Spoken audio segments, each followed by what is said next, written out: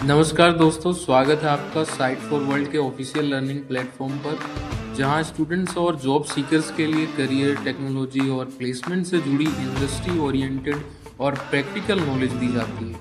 अगर आप अपनी स्किल्स को नेक्स्ट लेवल तक ले जाना चाहते हैं, तो आप बिल्कुल सही जगह पर आए हो। चलिए शुरू करते हैं आज का इम्पोर्टेंट सेशन। नमस्ते स्टूडेंट्स। आज का टॉपिक है कंट्रोल फ्लो।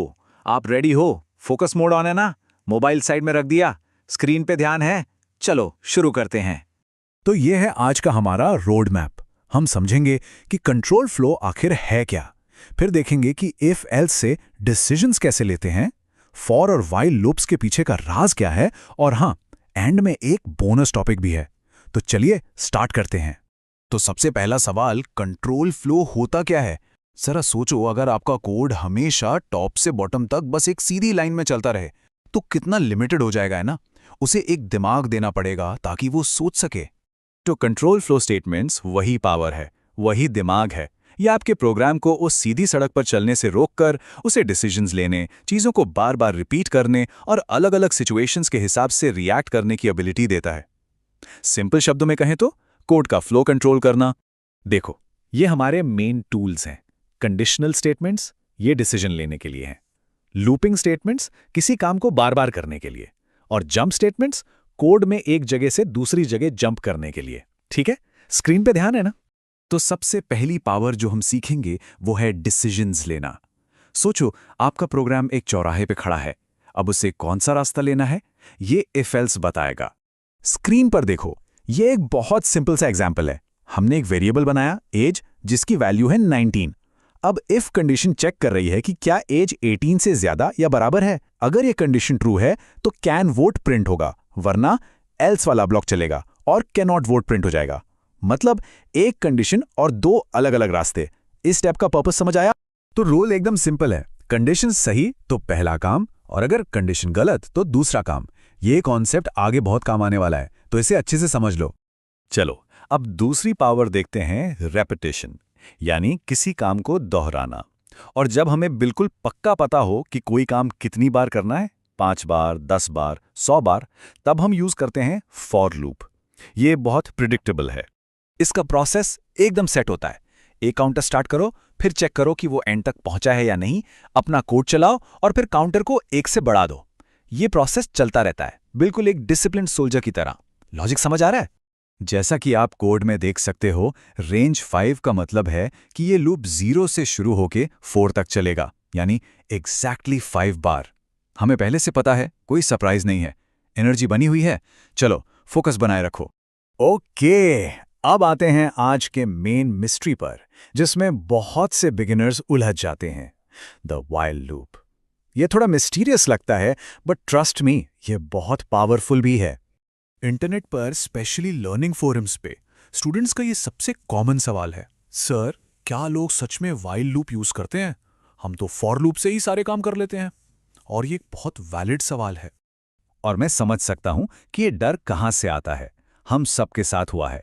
एक व्हाइल लूप बनाया, स्टॉप कंडीशन डालना भूल गए और प्रोग्राम चलता ही गया अनंत काल तक, इन्फिनिट लूप। बट घबराओ मत, ये लर्निंग का पार्ट है।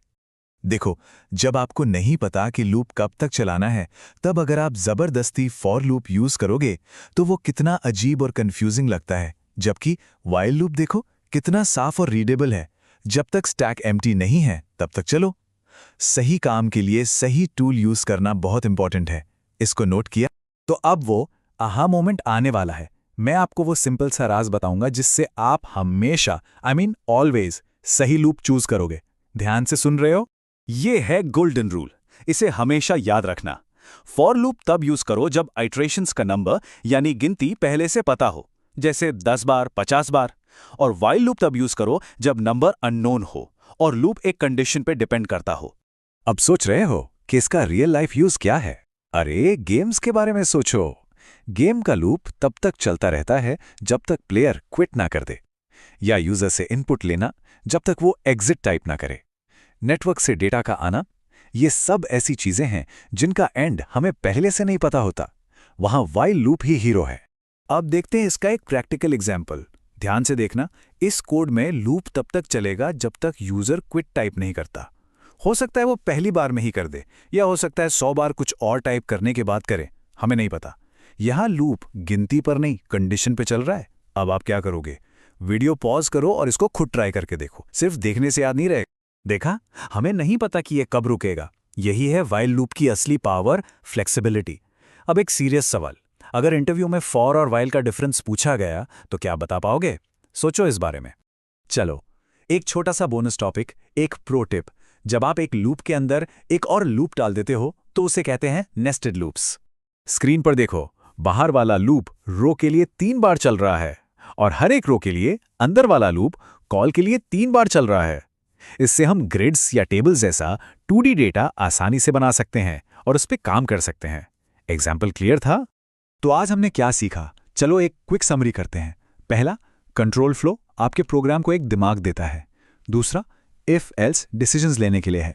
तीसरा, फॉर लूप्स तब यूज करो जब गिनती पता हो। और चौथा, व्हाइल लूप्स तब जब गिनती न पता हो, सिर्फ कंडीशन पता हो। क्लियर है? अब आपका काम है प्रैक्टिस करना। सीरियसली, सिर्फ देखने से कुछ नहीं होगा। रियल लर्निंग तभी होगी जब आप इस कोड को खुद लिखोगे, गलतियां करोगे और उन्हें फिक्स करोगे। अगर कोई डाउट है तो कमेंट सेक्शन में जरूर बताना। नेक्स्ट सेशन में हम फंक्शंस के बारे में सीखेंगे। तो अब जब आपके हाथ में कोड का फ्लो कंट्रोल करने की पावर है, तो सबसे पहले आप कौन सी प्रॉब्लम सॉल्व करोगे? सोचो इसके बारे में।